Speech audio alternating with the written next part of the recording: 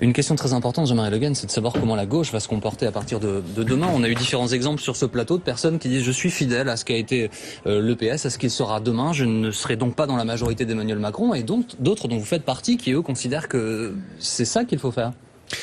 Oui, je crois que d'abord qu'il y a une nécessité pour le pays de créer les conditions d'un rassemblement, je le disais tout à l'heure, et il faut que les femmes et les hommes de gauche participent à ce camp du progrès. Donc moi je m'inscris totalement dans cette idée de majorité présidentielle. Et puis deuxièmement, il s'est passé quand même un certain nombre de choses au premier tour. Il faudrait pas que mes amis du Parti socialiste, par exemple, l'oublient. Je pense que les choix qui ont été faits, qui succédaient à des choix de certains pendant 4 ans, ont abouti à un score qui est une défaite historique cinglante pour le Parti socialiste. Et il y a, au-delà de ça, d'ailleurs, je pense que pratiquement toutes les formations politiques seront remises en cause. C'est pas simplement l'effet d'Emmanuel Macron, c'est les circonstances politiques dans lesquelles nous sommes. À l'évidence, LR connaîtra, les Républicains connaîtront des difficultés. Je pense que le Front National en connaîtra également d'importantes. Le Parti communiste lui-même est submergé. Bien, il y a donc toute une offre politique traditionnelle, celle d'il y a encore 10 ans, qui, à mon avis, va être complètement bouleversée. Donc il faut que les hommes de progrès comprennent cette situation et se mettent eux-mêmes dans cette idée de mouvement. Bien évidemment, il y aura des débats, bien évidemment, à l'intérieur même du rassemblement que fait Emmanuel Macron, les gens ne seront pas tous d'accord.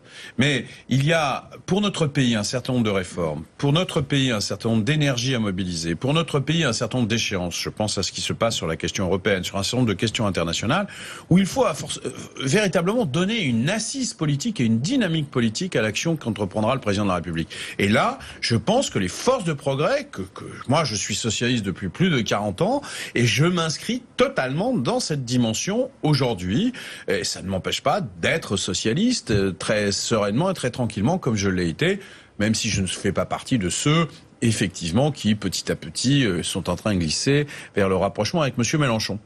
Je voudrais qu'on aille voir Apolline de Malherbe qui est au Louvre ce soir pour BFM TV, qui vous fait vivre cette soirée également. Alors vous le voyez derrière moi, la foule désormais, elle est quand même assez limitée. Mais cela dit, elle n'a pas duré très longtemps cette fête. Cette fête ici au Louvre, il y a bien encore un peu de musique, mais il n'y a plus grand monde. Ce qui est vrai, c'est qu'ils sont venus pour voir Emmanuel Macron, pour l'écouter, mais dès le discours terminé, les uns et les autres sont rentrés chez eux, comme s'ils ne voulaient pas poursuivre la fête en dehors de leur chef. Alors les gens sont partis, mais le lieu demeure, ce lieu extrêmement solennel, ce lieu grandiose, et donc le lieu où il y aura eu cette image, l'image forte du jour et de l'élection d'Emmanuel Macron, cet homme qui marchait seul sur une musique de Beethoven devant la pyramide du Louvre dont il a salué l'audace, une image finalement extrêmement monarchiste, au fond une image très royaliste, très royale au milieu de ce Louvre, même si il ne faut pas oublier que Emmanuel Macron c'est celui qui a écrit son livre qui s'appelle Révolution. Il veut donc les deux France, Emmanuel Macron. Et Bruno Jeudi, on parlait tout à l'heure de l'homme Emmanuel Macron qui en quelque sorte s'est placé aussi dans les pas de François Mitterrand en se mettant devant la pyramide dont il a salué l'audace. François Mitterrand qui était lui-même probablement un des plus grands présidents monarques de la Ve République.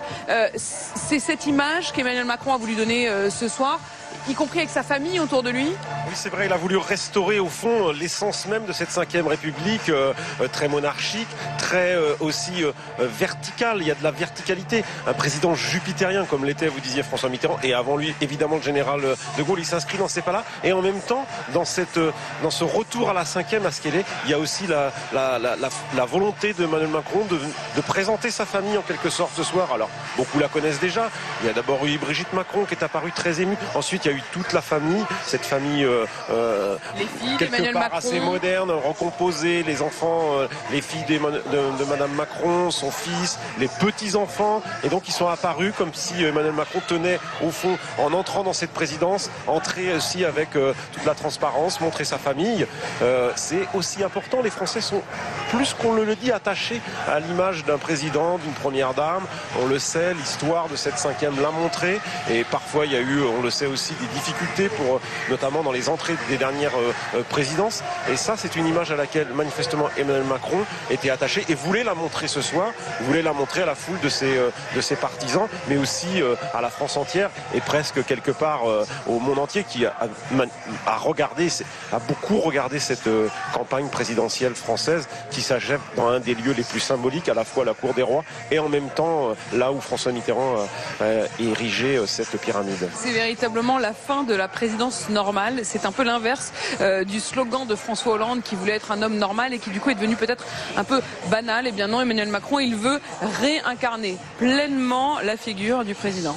Apolline de Malherbe, Bruno Jeudi au Louvre ce soir pour BFM TV. François de Rugy nous a rejoint. Bonsoir et bienvenue. Bonsoir. Sébastien Chenu, l'étape d'après pour le Front National, c'est quoi? Changement de nom tout de suite? Écoutez, je crois que lorsqu'on perd une élection, le minimum des choses, c'est de se pencher, après les élections législatives évidemment, sur ce qui a fonctionné, moins bien fonctionné, sur le fond et sur la forme. Et nous avons décidé d'ouvrir ce chantier après les élections législatives. Marine Le Pen va mener cette campagne des élections législatives pour faire entrer le plus grand nombre de députés patriotes. Donc parce que notre projet est éminemment opposé. Elle sera candidate aux élections législatives. Elle n'a pas pris sa décision, elle ne nous en a pas parlé. Et ce n'était pas la question de ce soir, je crois. Elle prendra le temps de la réflexion. Il y a quelques jours encore. Vous le souhaitez?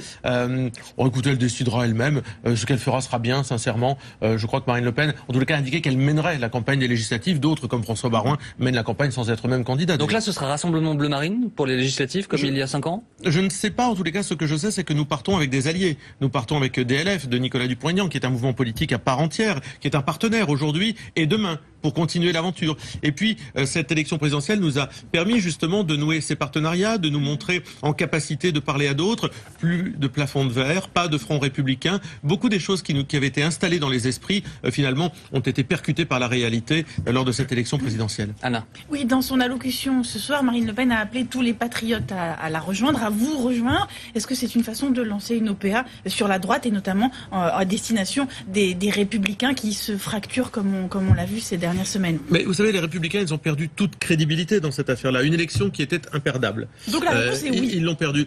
Oui, mais pas seulement.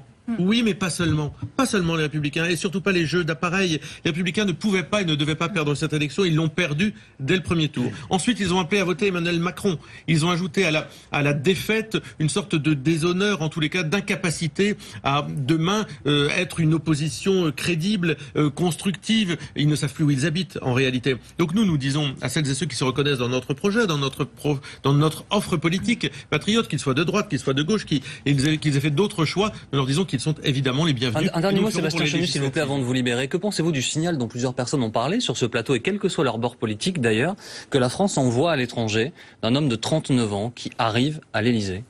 Oh, écoutez, j'ai pas d'avis particulier. Moi, je crois qu'Emmanuel Macron arrive sur un malentendu. C'est un président et les choses, le brouillard va se dissiper à un moment. C'est un président qui est mal élu, qui n'est pas désiré, qui est, comme François Ruffin lui-même le disait, déjà haï. Donc, il est plutôt charmant. C'est toujours sympathique en termes d'image. Mais l'image de ce soir, très sophistiquée. On sait que la spontanéité, c'est pas son truc. Devant la pyramide, je dois dire que c'est assez loin des réalités que vivent nos compatriotes. François de Rugy. Vous nous avez rejoint, vous avez soutenu Emmanuel Macron. Comment réagissez-vous au propos de Sébastien Chenu? Je ne suis pas surpris que certains dirigeants politiques, j'ai envie de dire c'est un peu la vieille politique, et le Front National, l'extrême droite est déjà elle aussi dans la vieille politique, qui consiste le soir d'un deuxième tour d'élection qui a vu Emmanuel Macron être élu quasiment par 2 Français sur 3, en tout cas pour les Françaises et les Français qui ont participé au scrutin et qui ont exprimé un vote. Dire qu'il est mal élu, bon, c'est pas très sérieux. Il était en tête au premier tour. Et ça, le Front National ne l'a sans doute toujours pas digéré, parce que Marine Le Pen était annoncée depuis des mois, si c'est pas 1 an ou 2, en tête au premier tour. Et Emmanuel Macron, qui a lancé son mouvement il y a seulement 1 an, qui ne faisait pas de politique, qui n'avait aucune responsabilité politique il y a 3 ans, qui incarne vraiment le renouvellement, a réussi à être élu président de la République. Après, nous mesurons le poids des responsabilités, l'ampleur de la tâche qui est devant nous, et je crois que c'est le message qu'a fait passer Emmanuel Macron, nouveau président de la République ce soir, dans sa première déclaration qui était empreinte d'une grande gravité, et ensuite devant ses soutiens au Louvre avec beaucoup de détermination, mais aussi du volontarisme, de l'audace. C'est l'audace qui est le mot-clé d'ailleurs de son discours au Louvre. Nous allons retrouver Jérémy Brossard qui est au Louvre pour BFM TV, la foule qui commence évidemment à se disperser après l'intervention d'Emmanuel Macron tout à l'heure. Oui, la musique qui vient de s'arrêter ici sur l'esplanade du Louvre. Mais vous voyez, je suis bien entouré et les irréductibles qui veulent prolonger la fête le plus possible. Beaucoup de monde encore, quelques centaines de personnes ici, même si ça s'est pas mal vidé après le discours d'Emmanuel Macron. Je vais me tourner vers Anthony, par exemple. Qu'est-ce que vous retenez de cette soirée? Qu'est-ce qui vous a marqué? Beaucoup d'ambiance. On a attendu Emmanuel Macron pendant longtemps. Il a fini par arriver vers 23h, je crois. 2h. Et quand il est arrivé, on a écouté son discours et puis après on s'est amusé. Il y a eu la musique et on s'est tous éclatés ensemble. Donc, Là c'est fini ou vous allez enchaîner avec des amis? Tous ensemble là. Ouais. Voilà quoi, beaucoup d'ambiance donc ici. On essaye de prolonger au maximum cette soirée. Beaucoup de joie évidemment ici, même s'il reste encore une centaine de personnes et qu'il n'y a plus de musique désormais. Merci beaucoup Jérémy au Louvre pour BFM TV. Ces jeunes-là qui ont envie de faire la fête. Marine Le Pen a dansé aussi ce soir avec ses soutiens dans sa soirée après le résultat donc de l'élection présidentielle. Vous voyez, danser quelques pas de rock sur la piste de danse. Raquel Garrido nous a rejoint. Bonsoir. Merci d'être avec nous. On a vu un Jean-Luc Mélenchon très offensif tout à l'heure, qui, d'ailleurs comme Marine Le Pen, mais sans doute comme les Républicains demain, se positionne comme leader de l'opposition. L'opposition, je suis pas certaine, on peut pas tout de suite l'affirmer, parce qu'on ne sait pas si Emmanuel Macron sera à la majorité. On ne sait pas qui sera la majorité, qui sera l'opposition. Toutes les cartes sont rebattues aux élections législatives compte tenu de la faiblesse relative d'Emmanuel Macron, puisque si on prend les gens qui sont pas inscrits, ceux qui sont abstenus, ceux qui ont voté blanc et nul, on commence à avoir des chiffres qui sont astronomiques. Quelqu'un disait, c'est François de Rugy, je l'entendais, disait à l'instant que 2 Français sur 3 avaient voté Emmanuel Macron. Non. Non, pas du tout. Parmi ceux qui se sont exprimés, donc c'est pas 2 Français sur 3 ont voté Emmanuel Macron. Je pense que si Jean-Luc Mélenchon avait eu 2 Français sur 3, vous ne diriez pas ça. Arrêtez de disqualifier le résultat avant même qu'on ait pu les disséquer. Il est là, le résultat. C'est les élections, c'est le processus démocratique. J'espère que vous êtes démocrate. Et j'espère aussi que vous ne disqualifiez pas nous aussi, François de Rugy. Je viens juste d'arriver, laissez-moi juste... Non, je vous laisse pas dire n'importe quoi. Je ne dis pas n'importe quoi, là je ne fais que d'avancer des chiffres.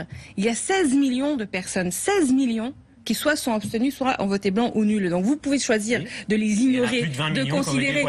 Certes, voilà. Certes, 20 millions d'un côté, 16 millions de l'autre. D'accord, voilà. Donc, est-ce qu'on peut quand même prendre acte de cette situation en France, qui est qu'une grande partie de nos compatriotes déjà ne se sont pas représentés dans les 2 candidatures qui sont arrivées au 2e tour, et parmi celles qui ont choisi le nouveau président de la République, et ça, c'est pas moi qui le dis, c'est tous les études qui l'attestent, en grande partie ont voté pour battre Marine Le Pen. Bon, pas par adhésion.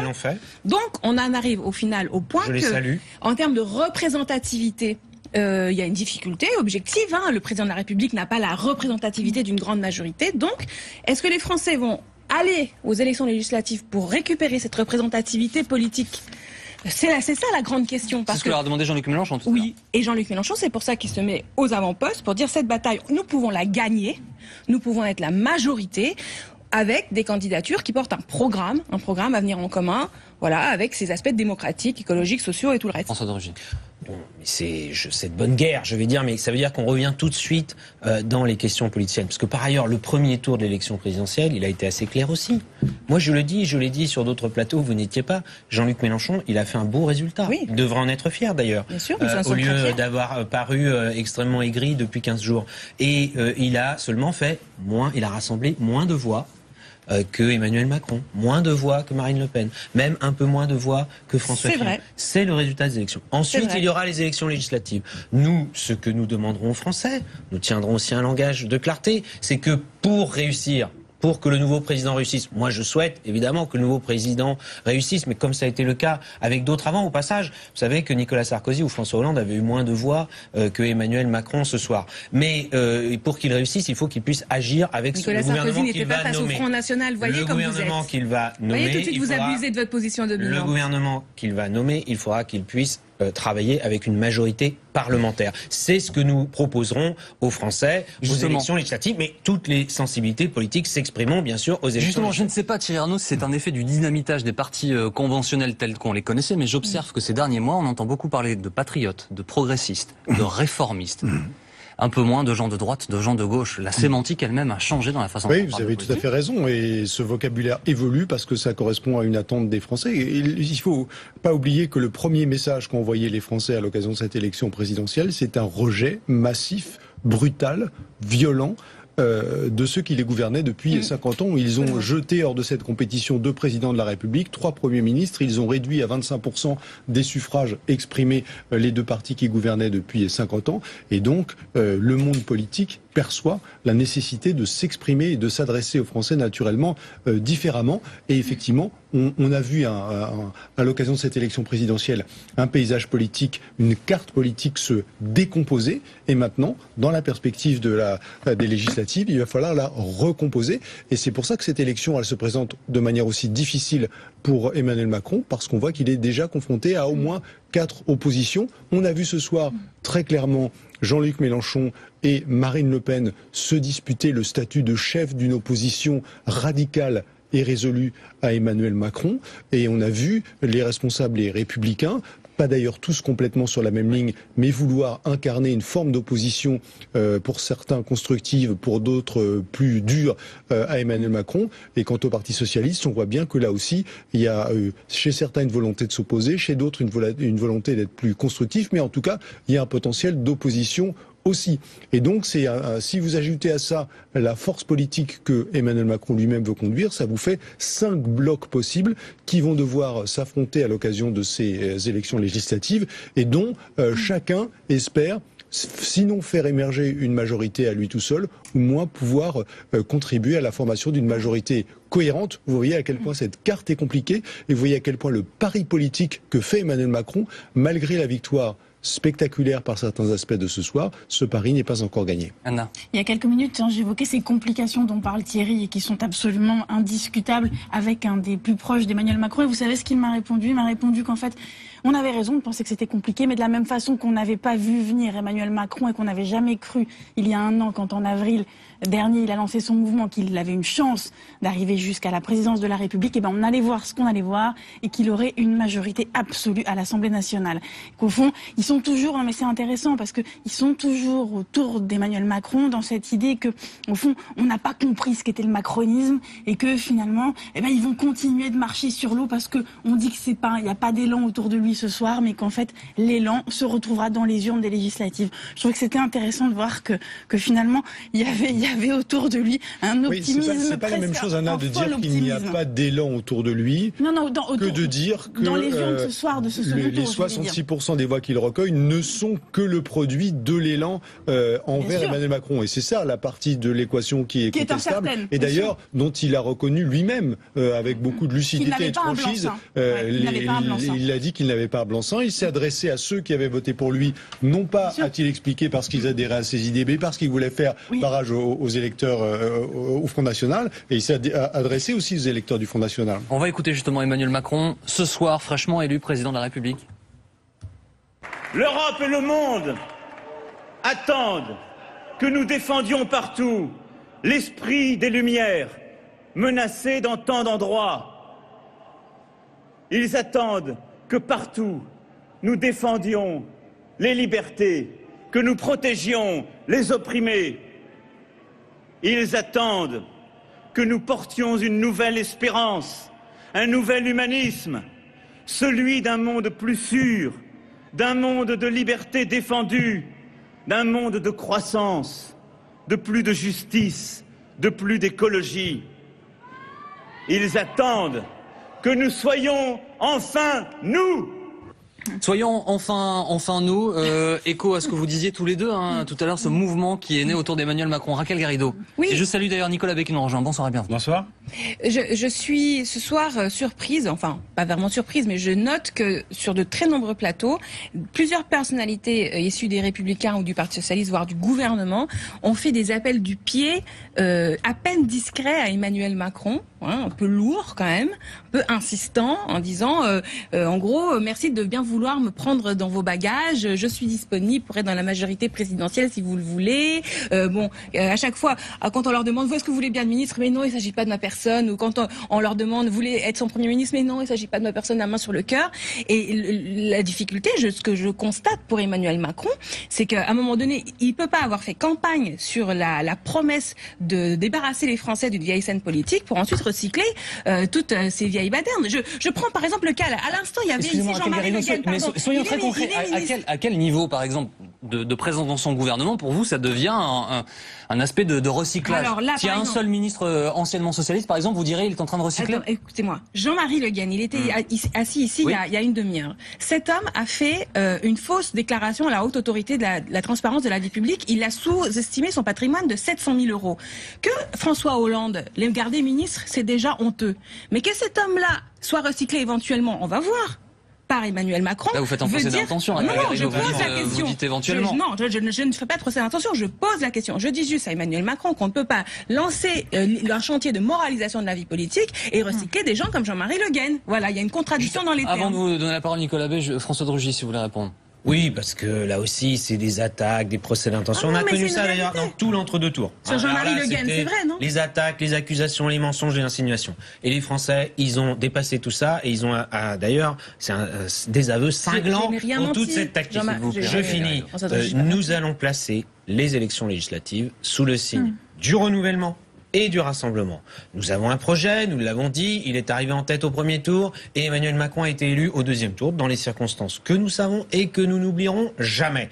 Et nous avons tiré les leçons. Emmanuel Macron, il a tiré les leçons de 2002. Quand Jacques Chirac, après avoir été réélu président de la République dans un très large front républicain, cette fois-ci il n'y a pas eu d'ailleurs de front républicain, notamment du fait de Jean-Luc Mélenchon, il a tiré aucune leçon, Jacques Chirac, en 2002, il a refait une politique simplement de droite. Nous, avec le mouvement En Marche, justement, nous voulons dépasser les clivages des blocs traditionnels de gauche et de droite. Donc, renouvellement et rassemblement, ce seront les deux mots-clés des élections législatives. Et vous le verrez, les candidats aux législatives, ce seront des candidats de renouvellement.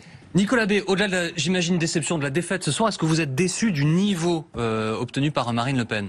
Non, je suis pas déçu. Marine Le Pen a rassemblé près de 11 millions de suffrages, ce qui est absolument considérable. C'est le record du Front National. Voilà, historiquement jamais atteint, donc c'est un résultat remarquable qui est un résultat fondateur de la future opposition, et que nous soyons l'ossature principale de cette future opposition. La victoire d'Emmanuel Macron est incontestable, et nous sommes très respectueux du verdict des urnes. La question pour lui, c'est ce que vous évoquiez à l'instant, c'est maintenant de savoir s'il pourra constituer une majorité. On voit bien en tout cas qu'il est très clairement le candidat de la continuité. C'est sur votre antenne tout à l'heure que M. Castaner disait qu'on pouvait être du Parti Socialiste, étiqueté Parti Socialiste et compatible En Marche pour être dans la majorité de M. Macron. Donc on voit bien finalement que progressivement les apparences du renouveau s'étiolent ou s'effondrent un peu. Mais nous sommes déjà dans le combat d'après. Nous prenons acte des résultats. Nous constituerons un pôle majoritaire, un pôle d'opposition, avec Marine Le Pen. Et je crois que la droite n'est pas en situation, les Républicains ne sont pas en situation aujourd'hui de le faire parce que, ils ont appelé à voter pour Emmanuel Macron dès 20h05 le 23 avril. Et par ailleurs, comme ça a été dit par d'autres, il y a beaucoup de personnalités des Républicains qui aujourd'hui veulent rejoindre Emmanuel Macron. Ce qui est intéressant, et je terminerai par là, c'est qu'on voit bien que la recomposition politique est clairement en marche. Emmanuel Macron, finalement, il fédère autour de lui aussi bien des gens de droite que de gauche, et pour beaucoup, ils ont déjà participé à des majorités qui ont échoué. Et de l'autre côté, Marine Le Pen, elle incarne une rupture politique et le camp du patriotisme. C'est quand même un résultat en demi-teinte pour Marine Le Pen. C'est vrai qu'elle a porté le Front National, c'est incontestable, vers de nouveaux sommets. C'est vrai aussi qu'elle a incarné ce statut d'opposante numéro 1 à Emmanuel Macron qu'elle entend perpétuer désormais. C'est vrai enfin qu'elle a établi un précédent, elle a brisé un tabou, puisque pour la première fois de l'histoire du Front National, il a un allié désormais avec Debout la France de Nicolas Dupont-Aignan. Mais c'est vrai quand même que son score est sensiblement inférieur à ce que prédisaient les derniers sondages, que c'est le reflet d'une campagne qui a cafouillé dans ces derniers jours, dans sa dernière semaine, d'une prestation à l'occasion du débat de mercredi qui a été unanimement critiquée. Et un des résultats de l'élection, c'est quand même que ce fameux plafond de verre, il est toujours là, que le fait de faire barrage au Front National reste un motif de vote, un motif de mobilisation pour une grande partie de Français, que ça s'est exprimé aujourd'hui. Donc il y a ce capital politique qui est beaucoup plus fort que ce qui existait avant l'élection présidentielle dont elle dispose désormais et qu'il faut faire prospérer. Et d'ailleurs, elle en tient compte dès aujourd'hui en nous annonçant la constitution d'une nouvelle formation politique dont on peut en déduire... sans doute un nouveau nom après législative. On peut en déduire probablement un nouveau nom et la volonté de marquer une rupture plus radicale avec ce qu'a été le Front National et avec l'héritage de Jean-Marie Le Pen. Mais encore une fois, ce plafond de verre, il est toujours là, il est puissant, il est solide. Et il y a, dans le Front National, et dans ce qu'a incarné Marine Le Pen à l'occasion de cette élection présidentielle, matière pour les Français à s'opposer, à faire barrage. Et on voit que ce réflexe, il a encore joué à cette occasion, à l'occasion de ce deuxième tour de la présidentielle. Anna Cavana. Oui, au soir du premier tour de cette élection, les plus proches de Marine Le Pen nous expliquaient en off que il fallait, évidemment, elle n'espérait pas gagner le deuxième tour, mais qu'au fond, elle espérait dépasser les 40%. C'était ça l'objectif. C'est précisément, Thierry, ce que vous appelez exploser ce plafond de verre. Donc le plafond de verre était fixé à 40%. Donc ce soir, on est largement en dessous en termes numériques et symboliques. Et vous n'avez pas, ça ne vous a pas échappé, j'imagine, Nicolas B, que Marion Maréchal Le Pen a d'ores et déjà pris date. Elle a dit, je la cite, qu'il y avait une réflexion à mener, qu'il faudra réfléchir à ce qu'il y avait eu de positif et ce qu'il y avait eu de négatif pendant cette élection et pendant cette campagne. Alors au fond, elle se prépare à exercer un droit d'inventaire sur la façon dont Marine Le Pen a fait campagne. Non, je crois que c'est surtout une réflexion normale qu'on aura au lendemain de ce cycle électoral 2017, présidentiel et législative, et a fortiori si on veut transformer le Front National pour l'adapter à la nouvelle dimension finalement qu'est la sienne. C'était un peu plus que ça dans la bouche de Marion Maréchal Le Pen tout à l'heure. J'ai pas entendu exactement ce qu'elle a dit, mais je crois qu'il y aura évidemment la nécessité, de construire cette grande force, ce pôle d'opposition principal à la politique d'Emmanuel Macron. François de Rugy, évidemment, je pose la question à tous les représentants d'En Marche ce soir. C'est qui le futur Premier ministre d'Emmanuel Macron? Eh bien, c'est Emmanuel Macron qui le décidera et qui l'annoncera. Il l'a d'ailleurs sans doute décidé, mais je trouve ça tout à fait juste, légitime. Peut-il être issu des Républicains ou du Parti Socialiste? Moi, je n'alimenterai pas les spéculations. Non, c'est pas une spéculation, François de Rugy. Je pense que c'est tout sauf anodin. Savoir si la personnalité qui sera en charge de conduire l'action décidée par Emmanuel Macron est issue d'un parti de gouvernement qui a été balayé dans cette action, ou si c'est quelqu'un venant de la société civile ou quelqu'un qui politiquement était ailleurs. C'est un élément très important, et vous le savez pour la suite et pour le départ de ce quinquennat. Mais il l'a dit, il a d'ailleurs défini un peu le profil, quelqu'un qui a une certaine expérience pour mener. Vous savez, un Premier ministre, surtout que nous voulons revenir à un équilibre des institutions où c'est pas le président qui fait tout. Le président n'est pas le Premier ministre, le président n'est pas le ministre de tous les domaines de l'action comme on a pu le connaître, et avec Nicolas Sarkozy et avec François Hollande d'ailleurs. Donc il y aura un Premier ministre qui devra travailler avec la majorité parlementaire et qui devra être capable d'ailleurs de fédérer dès avant les élections législatives pour gagner les élections législatives et ensuite pour travailler avec une majorité. Ce profil-là, c'est le profil de quelqu'un qui politiquement a une forme d'expérience. Oui, c'est ce qu'a dit Emmanuel Macron. Et néanmoins, il a dit aussi, Emmanuel Macron, et c'est toute l'ambiguïté des déclarations qu'il a faites sur le sujet de son Premier ministre, qu'il fallait que ce soit aussi quelqu'un qui n'ait pas appartenu au gouvernement précédent. Donc on a le sentiment qu'il faut à la fois une expérience parlementaire notamment, et ne pas avoir été estampillé comme ancien ministre. Comment on fait ça, François de Rugy, pardon, mais... Et je ne doute pas que vous allez passer sans doute quelques heures, si ce n'est quelques journées, dans la semaine qui vient, à trouver la personne qui répond à ce profil. Mais vous savez bien que dans nos institutions, c'est le président de la République qui nomme le Premier ministre. Il le fera. C'est pas moi qui vais l'annoncer. C'est pas lui qui n'a jamais voulu l'annoncer. Non, avant les élections. Et moi, je trouve que c'est respectueux des échéances. Il n'est pas encore d'ailleurs formellement Alors demain, il participera aux cérémonies du 8 mai aux côtés de François Hollande et la passation de pouvoir, c'est dans une semaine. Il y a une semaine de transition, ce n'est pas très long en France, aux États-Unis c'est 3 mois. Il y a une semaine de transition et à l'issue de cette semaine de transition, il sera pleinement président de la République en capacité à nommer un Premier ministre et un gouvernement. Bientôt minuit et demi, nous sommes en direct. Je vous donne la parole dans un instant à Raquel Garrido. Je voudrais juste, mais je vous redonne la parole sur ce sujet précis dans quelques secondes, n'ayez crainte. Avant ça, nous allons écouter, s'il vous plaît, le nouveau président de la République. Merci d'être là, de vous être battus avec courage et bienveillance pendant tant de mois. Parce que oui, ce soir, vous l'avez emporté, la France l'a emporté.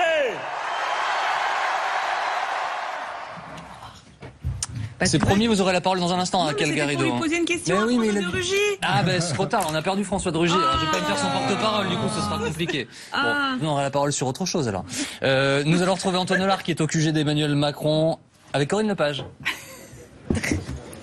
Oui, absolument. On est à 50 mètres de l'entrée du QG d'Emmanuel Macron. Vous le voyez ici, il y a encore quelques invités à la soirée qui patientent avant de pouvoir pénétrer dans le quartier général. Gros dispositif de sécurité, les sacs sont fouillés. Il y a un point de filtrage ici. Ça prend quelques minutes avant de pouvoir rentrer à l'intérieur. Alors, quelle est l'ambiance à l'intérieur? On va demander ça à l'instant à Corinne Lepage. Vous étiez à la soirée des soutiens d'Emmanuel Macron. C'est comment à l'intérieur l'ambiance? Comment ça se passe? C'est très festif, c'est très jeune. Parce qu'il y a tous les gens qui ont fait toute la campagne, plus les gens du comité du COPOL qui sont là. Donc c'est des gens qui ont une habitude de travail de plusieurs mois et qui sont heureux ce soir. Sans ostentation, hein, c'est vraiment une joie du cœur. C'est la fête, il y a de la musique, on danse comment? On danse pas parce qu'il n'y a pas la place, mais il y a de la musique, oui. Le bâtiment est plein à craquer, c'est ça? C'est plein à craquer. Il y a une salle qui est grande, mais enfin, c'est pas gigantesque non plus, et on est vraiment très très serré. Vous avez croisé Emmanuel Macron sur place. Qu'est-ce qu'il vous a dit? Dans quel état d'esprit il était? Il était heureux, très heureux, et je l'ai félicité. J'ai félicité Brigitte Macron, et j'ai senti beaucoup de bonheur, mais vraiment le sens de la responsabilité qu'il pèse maintenant sur ses épaules, parce que c'est quand même colossal comme responsabilité. On a discuté un petit peu avec des bénévoles justement ici qui participent à cette soirée. Il y a une expression qui revient dans leur bouche en boucle, l'impression presque d'avoir participé à quelque chose d'incroyable. Oui. Ils sont en marche depuis le début. Au début, personne n'y croyait ou presque. C'est votre sentiment à vous aussi? Jean-Paul Duchon nous disait c'est extraterrestre qu'il a réalisé. C'est fantastique. C'est fantastique. Moi, je suis arrivée un peu plus tard, puisque j'étais pas au tout début, mais on a commencé à discuter au mois de septembre, et puis je suis arrivée en novembre-décembre. À l'époque, il était à 13-14%. Ça paraissait très difficile, pourtant on y croyait. On avait confiance. Parce que... personnellement, j'avais le sentiment qu'il y avait une rencontre entre une personnalité hors du commun et un moment historique qui était le fait que le sujet du changement de notre mode de fonctionnement politique était mûr. Ça va durer encore longtemps, là, vous croyez? Emmanuel Macron, il va rester combien de temps sur place? J'en sais rien. Je crois qu'il va au 8 mai demain matin. Il a eu une journée quand même épuisante, donc je sais que c'est quelqu'un qui dort pas beaucoup, mais enfin, il est peut-être content d'aller se reposer. Un petit temps pour festoyer, puis dès demain matin, ça y est, au travail. Oui, bien sûr. Bien sûr, maintenant, on va se lancer dans les législatives. Merci beaucoup Corinne Lepage, et puis bon courage pour la suite à vous. La soirée donc qui se poursuit ici, Emmanuel Macron qui est toujours sur place. Vous l'avez entendu à l'instant, il va participer à cette fête avec ses soutiens. Pas question de durer toute la nuit non plus, parce que dès demain matin, effectivement, il faudra se mettre au travail. Emmanuel Macron qui sera notamment aux côtés de François Hollande pour participer aux commémorations du 8 mai. Merci beaucoup Antoine Hollard, au QG d'Emmanuel Macron ce soir pour BFM TV. Olivier Faure nous a rejoint, bonsoir et bienvenue. Bonsoir. Nous sommes toujours avec Nicolas Bay, avec Raquel Garrido, Thierry Arnaud et Anna Cabana. Vous avez ressenti quoi ce soir, Olivier Faure, en voyant sur BFM TV apparaître le visage d'Emmanuel Macron à 20h? Mais beaucoup de joie, parce que c'est une belle soirée pour la République.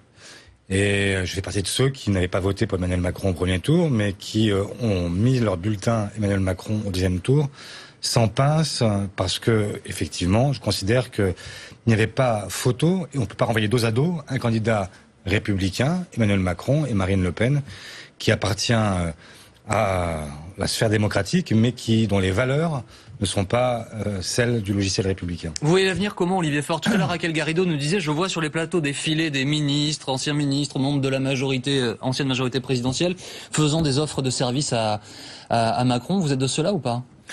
Je ne sais pas de quoi on parle. Moi, je parle simplement, je crois qu'il y a ce soit une situation nouvelle qui est née de cette élection présidentielle, qu'on a un président pour 5 ans, et que ce que tout le monde devrait, sur ce plateau, souhaiter, c'est que la France puisse réussir dans les 5 prochaines années. Comment pouvons-nous y contribuer? Je n'en sais rien. Moi, je suis plutôt favorable dans l'esprit à ces coalitions à l'allemande, où on discute, on réfléchit ensemble, et on fait en sorte que le quinquennat ressemble à quelque chose qui n'est pas l'apanage d'un seul. Pourquoi je dis ça? Parce que tout à l'heure, François de Rugy disait fort justement, en 2002, Jacques Chirac, il a été élu par 80% des Français, mais sitôt l'élection passée, il s'est replié sur son propre clan et a oublié qu'il avait été élu par la République plus qu'il n'avait été élu par un camp. Ce soir, la victoire d'Emmanuel Macron, elle lui appartient bien sûr, mais elle appartient aussi à toutes celles et ceux qui ne se sont pas... Vous l'appelez à faire des concessions et un pas vers vous, en échange de quoi vous dites ce soir on pourrait l'accompagner? Je l'appelle simplement à aller jusqu'au bout de sa propre logique. Ce soir, il a dit, je souhaite placer ce quinquennat sous le signe de l'espoir et de la confiance retrouvée. L'espoir, je crois qu'il est là pour des millions de Français qui, effectivement, en ayant élu ce président jeune, ont le sentiment que quelque chose de neuf peut se produire. Pourquoi pas? Mais la confiance, elle n'est pas encore là. Pourquoi? Parce que, effectivement, il y a un certain nombre de sujets sur lesquels ça demande encore débat. Raquel Garrido. Le parallèle avec 2002, il ne faut pas se tromper. Ils disent, chez les macronistes, ils disent, à l'époque, Jacques Chirac a fait l'erreur de ne pas prendre des gens de gauche, donc de l'autre camp, dans son gouvernement. Donc, appliqué à 2017, ça veut dire que l'élargissement, il doit être à droite, pour soutenir une politique de baisse du nombre de fonctionnaires, de flexibilisation du droit du travail, et ainsi de suite. C'est ça l'ouverture qui est promise par Emmanuel Macron. Donc vous, je ne sais pas à ce moment-là comment vous pouvez accepter cela. Mais moi, je ne sais pas ce que fera Emmanuel Macron. Je dis simplement Mais que... il vous le dit. Ce que je dis simplement, c'est que quand je regarde les villes qui ont voté massivement, quand je regarde les communes de ma circonscription qui ont voté massivement pour Emmanuel Macron ce soir, ce sont les villes de gauche. Ce sont dans ces villes-là que les gens se sont mobilisés contre le Front National. Et donc, il y a un signe à leur adresser en leur disant, effectivement, j'ai bien compris que tout le monde n'avait pas adhéré complètement à mon projet, mais qu'il y a quelque chose à construire ensemble. Si ce message-là, il l'entend, alors effectivement, il y a quelque chose qui peut être construit, parce que moi, je souhaite que ce pays réussisse. Je ne souhaite pas que les 5 prochaines années soient des années perdues, où on serait juste là à essayer de paralyser, de bloquer, de faire ce que tout le monde cherche à faire à chaque fois. Ça, c'est la vieille politique. Donc c'est le gouvernement de CDU, c'est la grosse coalition. Mais non, pas du tout. Mais même y compris c'est vraiment ça. Mais c'est exactement ça. Y compris ce que vous appelez la grosse coalition en Allemagne. Ça a permis, après le débat qu'il y a eu entre le SPD et la CDU il y a quelques années, il y a 5 ans pratiquement, eh bien, ça a permis, par exemple, de mettre en place un revenu minimum qui n'existait pas encore en Allemagne. Moi, je trouve que dans ces cas-là, le SPD a prouvé son utilité. Ensuite, ça ne veut pas dire qu'ils restent toujours ensemble. La preuve aujourd'hui, il y a d'autres alliances qui sont en train de se nouer et le SPD peut l'emporter face à Mme Merkel. Vous oubliez que l'équivalent du SPD en France a fait 6% aux élections et que le message clair des Français, ça n'a été pas de dire mettez-vous ensemble les Républicains EPS, mais dégagez tous. Thierry Arnaud. Faites attention à tout ça, à ces messages qui sont des messages qui sont assez popupistes en réalité. Bah, c'est le résultat des urnes. C'est le résultat des urnes. Le dégager tous. C'est le résultat des urnes. Moi, je veux bien. Pardon, excusez-moi, une information ce soir. Parce qu'on savait qu'Emmanuel Macron pourrait avoir des coups de fil dans la soirée. On apprend par la communication du 10 Downing Street que Theresa May et lui ont discuté du Brexit. Voilà, donc le boulot a commencé. D'un mot pour terminer. Mais juste un mot sur le dégagisme, parce que le dégagisme, moi je veux bien, mais enfin, dans ces cas-là, il faudrait commencer, y compris par balayer devant votre propre porte. Moi, je suis parlementaire depuis 5 ans. Et moi, je ne suis pas élu. Jean-Luc Mélenchon est élu depuis l'âge de 35 ans. Il en a... C'est pour ça qu'il a voulu faire la 6e République et qu'il a dit qu'il serait le dernier président de la 5e République. Bien sûr, c'est toujours ce qu'on dit. Mais moi, ce que je dis, c'est simplement que des gens qui parlent de dégagisme font en réalité le lit du populisme. Et ce lit-là, ce n'est pas conforme. Dites ça à nos 7 millions d'électeurs. Et moi, je pense qu'il y a beaucoup de questions. 4 millions de personnes qui ont voté blanc et questions qui se posent aussi ce soir sur l'avenir du Front National. Et j'en ai une pour vous, Nicolas Bay. Je me demande à quoi vous a servi l'alliance avec Nicolas Dupont-Aignan. Elle a une valeur symbolique, certes, mais manifestement, elle n'a pas eu un impact très mesurable sur le score. Quand on regarde un peu les chiffres de ce soir, on constate plusieurs choses qui soulèvent question. La première, c'est que dans la propre ville de Nicolas Dupont-Aignan, apparemment, on a voté Macron hier dans les Yvelines, c'est ça? L'Essonne, pardon. On a voté à plus de 60% pour Emmanuel Macron. Dans les premières études qu'on fait également aujourd'hui de l'électorat de Nicolas Dupont-Aignan, on relève qu'ils ont été à peu près 25-27% à voter pour Marine Le Pen, autant à voter Macron, et que la moitié de ces électeurs se sont abstenus. À quoi il vous a servi cet accord? D'abord, on voit bien que Marine Le Pen a rassemblé, je crois, 3 300 000 électeurs supplémentaires au second tour par rapport au premier tour. Donc manifestement, il n'y a pas énormément qui viennent de Debout la France. Un certain nombre des 1 700 000 électeurs de Nicolas Dupont-Aignan au premier tour, c'est évident. Ensuite, ce que vous évoquez sur la ville de Hyères, ça tient aussi à la sociologie de cette commune. Hein, et on sait très bien que c'est pas parce que un dirigeant politique comme Nicolas Dupont-Aignan, conformément à ses convictions, fait une alliance avec nous, que de façon automatique, un électorat... Bien sûr, mais c'est quand même toujours un peu gênant de ne pas être suivi par ses électeurs.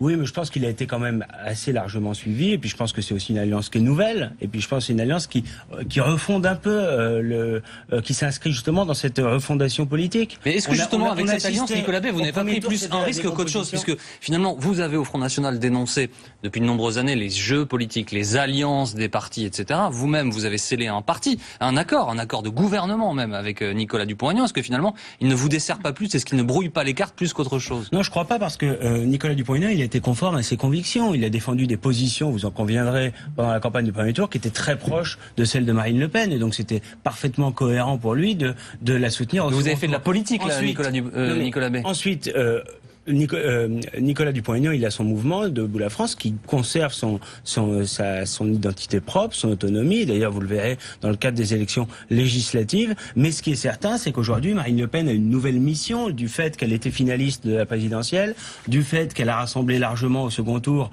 au-delà de son socle du premier tour. Elle a la mission de constituer la principale force d'opposition pendant ce quinquennat à venir.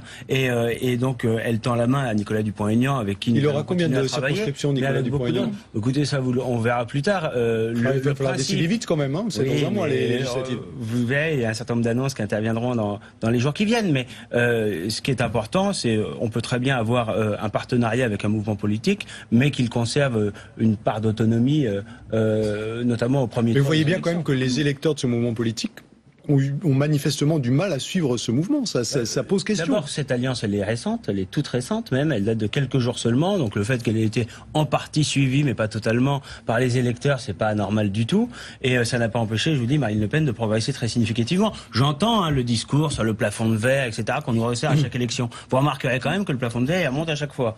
Au deuxième tour des régionales, sur l'ensemble de la France, nos candidats du Front National ont rassemblé 28% des voix. Là, nous sommes à 35%. Je voudrais revenir à la progression. Elle se poursuit. Certes, nous ne sommes pas encore majoritaires. C'est une certitude. Je voudrais revenir, mais ça Nicolas, ne nous empêche pas de progresser. Je voudrais revenir à Anna Cabana, à Emmanuel Macron. Donc, il est élu ce soir avec une image qu'il veut lui être une image neuve. Pour les législatives, par exemple. J'imagine que des électeurs comprendraient mal qu'ils passent des accords, qu'En Marche passe des accords, par exemple, avec le Parti Socialiste ou avec LR dans certaines circonscriptions. Est-ce qu'il n'y a pas là aussi un danger politique pour lui, parce qu'il va devoir y aller avec ses 577 candidatures en marche et point barre? Mais c'est toute la difficulté qui est posée à Emmanuel Macron ce soir, c'est-à-dire qu'il va falloir qu'il invente une façon à la fois de tendre la main à ceux qui pourraient être tentés de travailler avec lui, et tout en n'ayant pas l'air de faire de la vieille politique. C'est-à-dire que il faut trouver un label, c'est-à-dire que le label majorité présidentielle, qui est celui des candidats investis par En Marche, mais qui fait néanmoins entrer des socialistes qui acceptent de quitter le Parti socialiste, des républicains qui, comme Bruno Le Maire par exemple, sont en train de franchir le Rubicon. Donc toute la question pour Emmanuel Macron, ça va être de voir ce qu'il veut créer. Est-ce qu'il veut faire un parti unique? Et je peux vous dire que même des macronistes n'ont pas la réponse à cette question. Est-ce qu'il veut créer, lui, un parti unique, ou est-ce qu'il va faire ce qui ressemblera à une coalition à l'allemande? Quand Jean-Louis Borloo, dans le journal du dimanche, a fait une offre de service très solennelle à Emmanuel Macron en lui expliquant qu'il était prêt à se retrousser les manches, lui, Jean-Louis Borloo, pendant 3 ans pour travailler et pour aider Macron, il le faisait dans l'idée, Jean-Louis Borloo, d'une coalition à l'allemande. Eh bien, je peux vous dire qu'il n'y a pas eu de réponse du côté de chez Macron. Et là aussi, quand vous parliez de coalition à l'allemande, eh ben, on n'a absolument pas d'éléments de réponse de chez Macron, y compris des plus proches de Macron, pour savoir s'il va s'orienter vers un césarisme, donc un parti unique, ou vers une coalition.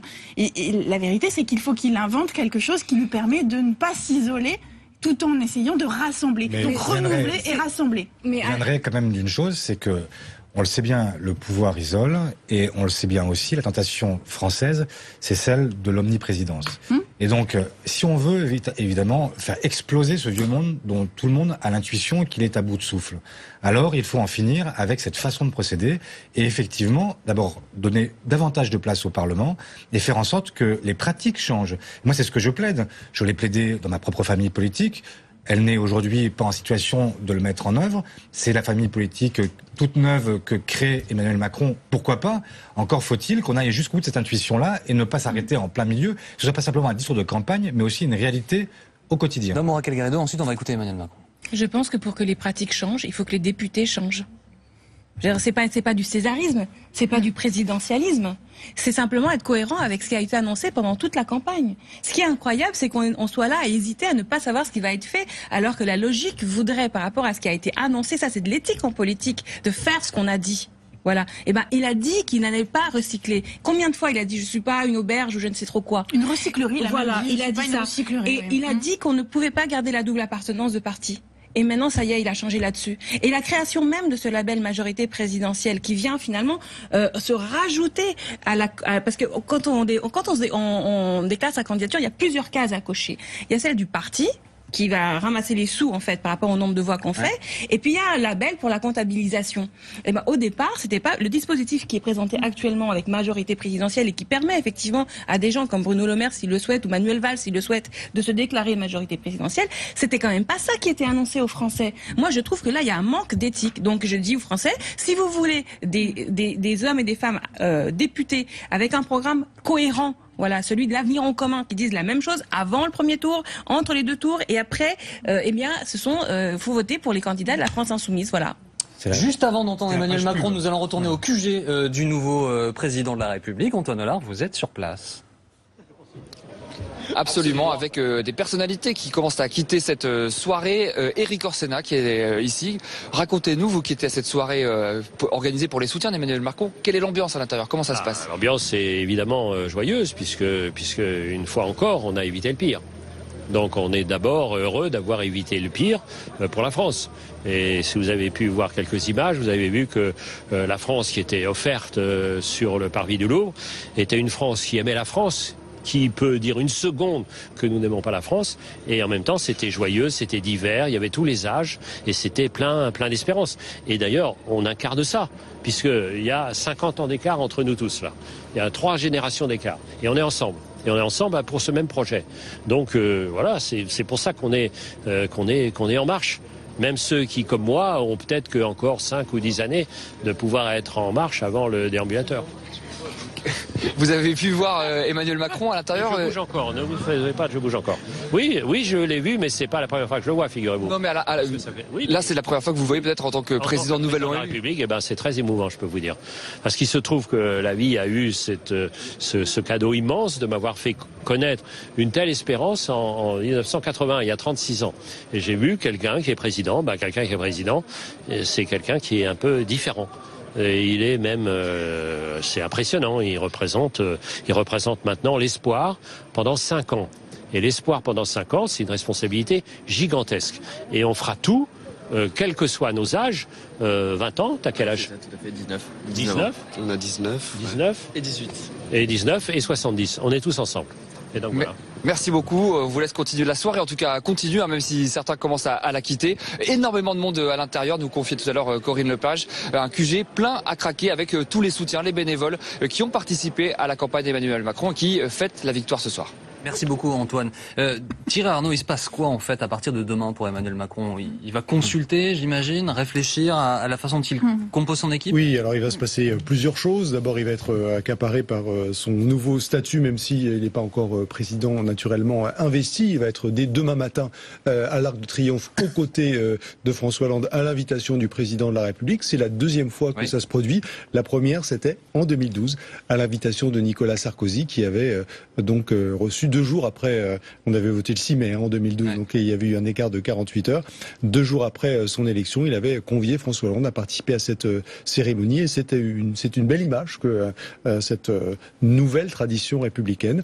Il va évidemment préparer beaucoup de choses, son arrivée à l'Élysée, son cabinet, son gouvernement, même si naturellement, et ne soyons pas naïfs, Jean-Baptiste, ça fait des jours et des jours qu'il y travaille, il voyait les sondages comme nous, il savait l'état des rapports de force et il savait que sa victoire était sinon une quasi-certitude, au moins une très grande probabilité. Donc tous ces travaux de préparation, il les a entamés, son équipe autour de lui les a entamés également. Et puis, on se le disait tout à l'heure, il y a une dimension internationale très importante à cette victoire d'Emmanuel Macron.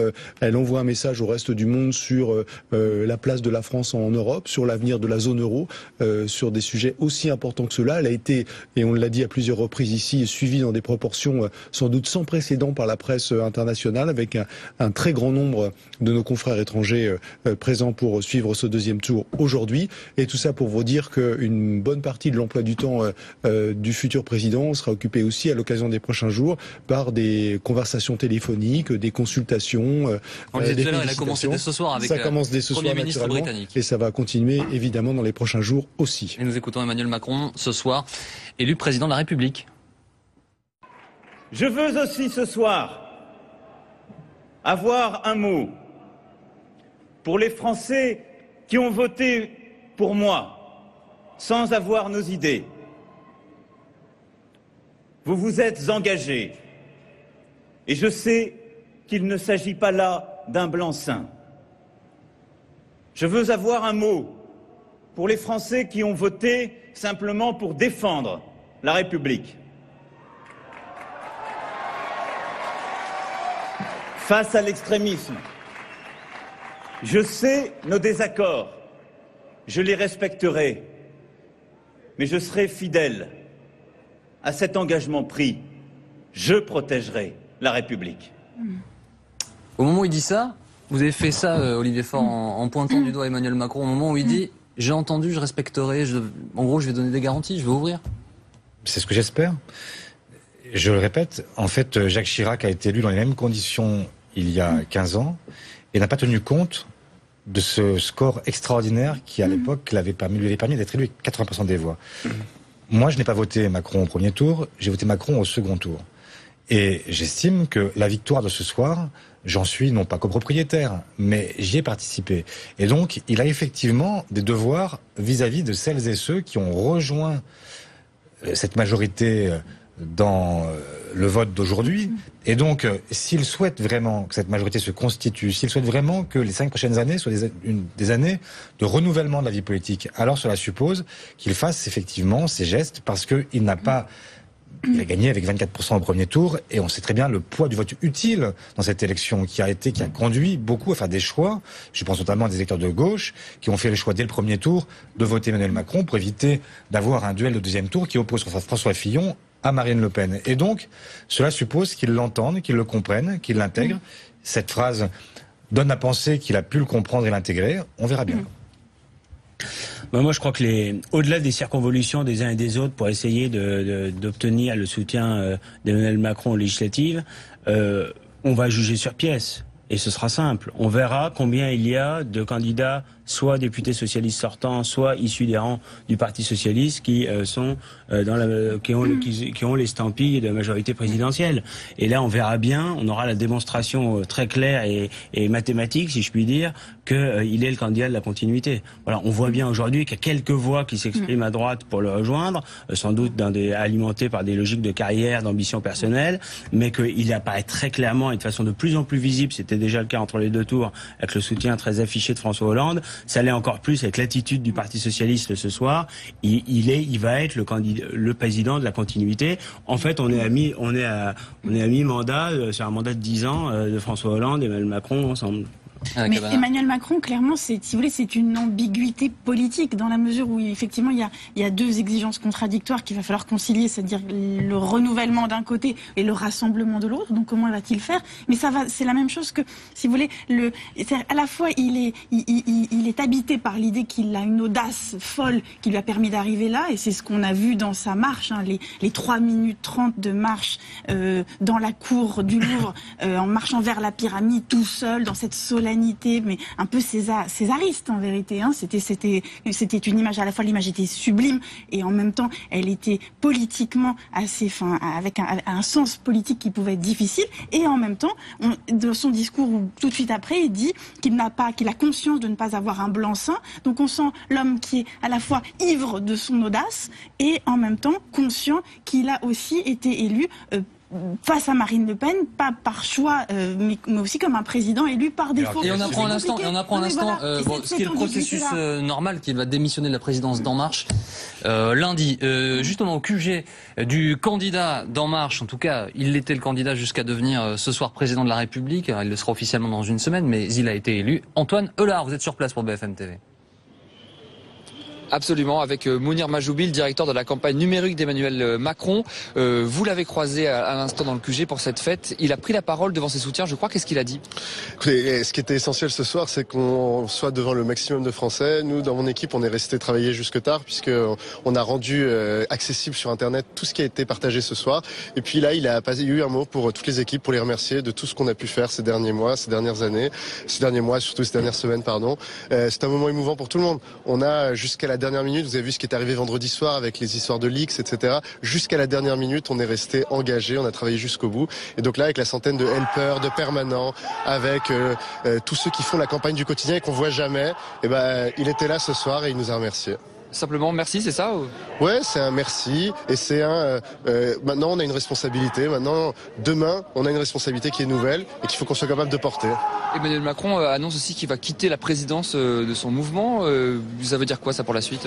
Ça, je vous laisserai commenter avec lui très bientôt, mais ça veut dire que maintenant il est président de la République. Ça veut dire que quand on est président de la République, le focus, l'énergie, le temps, il doit être intégralement consacré aux Français et à cette tâche qui est la plus noble et la plus belle, qui est d'être président des Français. Et ça, c'est sa tâche à partir de demain. Et puis à la suite, demain justement, les législatives, vous-même vous êtes candidat dans le 19e arrondissement. Comment vous envisagez les choses? Est-ce que vous pensez que vous aurez une majorité pour gouverner à l'Assemblée? Écoutez, là moi je retourne dans le 19e, je vais retrouver les militants du 19e. Moi je pense qu'on va gagner parce que les Français ont décidé de nous porter comme la première force politique dans ce premier tour. S'ils croient en notre projet, il faut aussi qu'ils nous donnent une majorité pour pouvoir le porter. Je pense qu'aujourd'hui toutes les conditions sont réunies pour gagner. Moi j'ai tout fait dans le 19e pour le faire. Je pense que tous les candidats qui seront annoncés cette semaine vont nous permettre d'aller jusqu'au bout et de porter cette victoire. Merci beaucoup, bonne campagne à vous. La soirée qui se poursuit ici au QG, un QG plein à craquer, nous disait tout à l'heure l'un des participants, avec beaucoup de jeunes notamment, tous ceux qui ont participé, les bénévoles qui ont participé sur le terrain et qui ont contribué à la victoire d'Emmanuel Macron ce soir. Merci beaucoup Antoine Hollard, donc au QG d'Emmanuel Macron. Vous parliez tout à l'heure, Thierry, de la dimension internationale de l'élection d'Emmanuel Macron. On sait que beaucoup de télévisions étrangères sont venues en France pour assister à cette élection, conscient qu'il y avait un enjeu pour la France et au-delà pour l'Europe. Oui, parce que la France, ce soir, elle met un terme à ce mouvement d'émergence d'un populisme hostile à la mondialisation.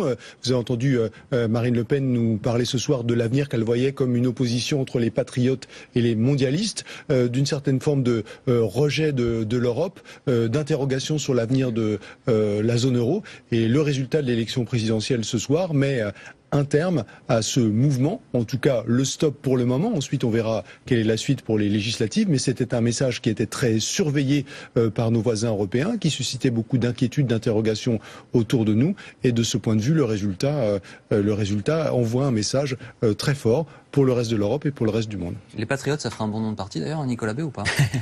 On verra ça. Vous le saurez bien assez tôt. Ça fait partie des débats que nous aurons et ça fait partie des idées des choix qui seront pris dans les semaines et dans les mois qui viennent. Mais c'est vrai que là, dans l'immédiat, nous serons d'abord dans la campagne des législatives. C'est un très bon film d'Éric Rochant et je suis pas sûr que ce soit une référence pour le Front National. Anna Cabana, pour poursuivre ce que nous disions avec Thierry Arnaud, l'attention du monde entier était portée sur la France aujourd'hui. Le message qui est envoyé est fort aussi par les Français. Ah mais attendez, il est extrêmement puissant le message envoyé, parce qu'en effet le monde entier nous a regardé pendant cette élection présidentielle et le monde entier s'est demandé, et parfois pour s'en inquiéter, et si après le Brexit, après l'élection de Donald Trump, on allait nous aussi basculer dans une extrémité.